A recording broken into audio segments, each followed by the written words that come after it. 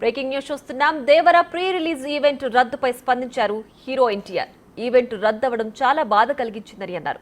Fans కంటే తానే ఎక్కువగా బాధపడుతున్నానని వీడియో రిలీజ్ చేశారు. ప్రీ రిలీజ్ ఈవెంట్ రద్దవడంపై నిర్మాతలు, ఈవెంట్ నిర్వాహకులను తప్పుపట్టొద్దని అన్నారు. అభిమానులతో సమయం గడపాలని చాలా అనుకుంటున్నా, మీ ప్రేమకు ఎల్లప్పుడూ రుణపడి ఉంటా అంటూ ఎన్టీఆర్ సందేశం ఇచ్చారు. అభిమాన సోదరులకి నమస్కారం. ఈరోజు దేవరా ప్రీ రిలీజ్ ఈవెంట్ జరగకపోవటం, క్యాన్సిల్ అవటం నిజంగా చాలా బాధాకరం. ముఖ్యంగా నాకు ఇంకా చాలా బాధగా ఉంటుంది. మీ అందరికీ తెలుసు, అవకాశం దొరికినప్పుడల్లా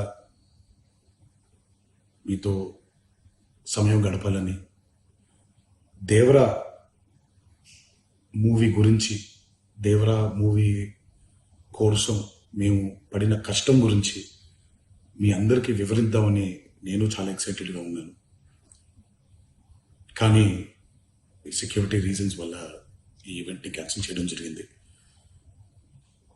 మళ్ళీ చెప్తున్నాను, మీతో పాటు నేను బాధపడుతున్నాను. మీకంటే నా బాధ చాలా పెద్దది, ఎక్కువ కూడా.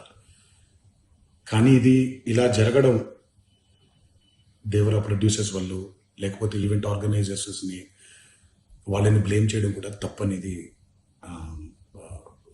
నా ఫీలింగ్. అది ముందుగా మీరు కురిపించే ఈ ప్రేమకి ఆ జన్మాంతం రుణపడిపోయి ఉంటాను.